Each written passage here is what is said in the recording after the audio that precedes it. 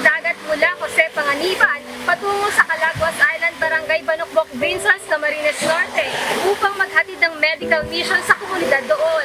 Isang malaking bagay para sa mga kapwa-tao natin na taga-isla ang mapuntahan sila dahil kung sila mismo ang magpapagamot sa ospital, kailangan nilang gumugol ng 2 hanggang 3 oras sa biyahe at syempre, kailangan din ng perang pambayad sa pagpapagamot.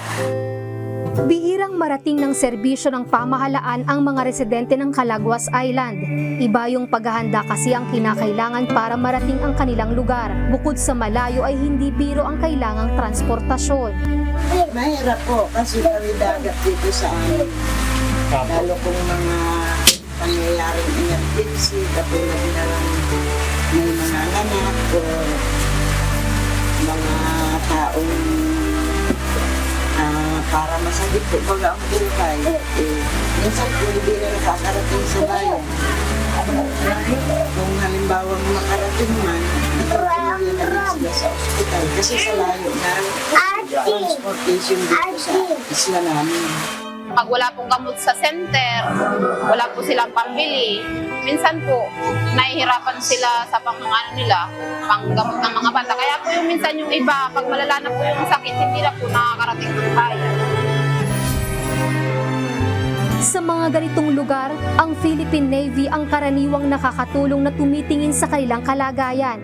Sa programang Bayanihan mula sa Karagatan, na ipagkaloob ang pangangailangan ng mga residente sa isla sa pakikipag-ugnayan ng mga tropa ng pamahalaan sa mga pribadong sektor para sa karagdagang tulong.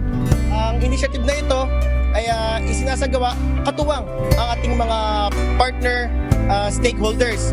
Una sa lahat, syempre ang ating mga stakeholder partners from members Church of God International sa pangunguna ni Kuya Daniel Razon. Sa ngayon, magsasagawa tayo ng medical, dental missions. Meron din tayong optical services na ipaprovide naman ng ating partners from MCGI. Together na rin ng iba nating mga partner stakeholders, magkakaroon din tayo ng feeding activity, care of MCGI, medical and dental services. Pangingisda ang kanilang pangunahing kabuhayan, subalit kapag malakas ang alon sa dagat, lalo na kapag masama ang panahon, ay hindi rin sila nakapaghahanap buhay. Kung walang kita, na isasantabi ang pangkalusugan para makatipid upang may maipakain sa kanilang pamilya.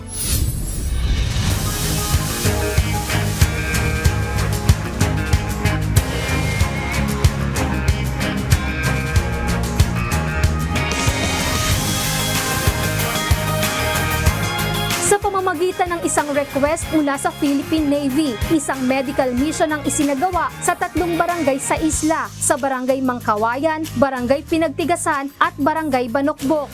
Ito po ay isla na hindi biro para makarating po dito. Kaya nagpapasalamat din po kami sa Panginoon sa magandang panahon na binigay niya sa amin at sa mga pag-iingat niya po sa lahat ng kapatiran ng MCGI po. Malaking bagay po para sa akin bilang barangay official na kasama kami sa mga naging priority ng kapatiran ng MCGI po sa kanilang mga serbisyong medikal. Yun lang po, maraming salamat po. Bukod sa libreng serbisyo medikal, nag-iwan rin ng libreng gamot ang grupo sa barangay. Napakaswerte namin dahil isang organisasyon na naman ang aming na-engage for the first time. Kauna-unahang itong partnership ng Philippine Navy sa Southern Luzon with the MCGI, and yung activity po ay napaka-successful. Yes po, ang MCGI mismo ang nagtumatao at napaka-organize po ng ating activity ngayon. Ang mga tao ay sumusunod, no? Napaka-organize ng flow ng event. Yung wala pong kayahan na magtawid para mapacheck up yung mga anak nila, libre na po dito sa medical mission po ng MCGI, po tulong po ng MCGI, Philippine Navy para po maitawid ang mga gamot.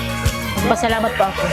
Minsan po sa isang taon, swerte na po yung 2 medical mission. Kaya po maswerte po kami at nakarating po dito ang member ng MCGI. At Lizel Nael, UNTV News and Rescue. Diyos ang aming sandigan, serbisyo publiko ang aming pinahahalagahan.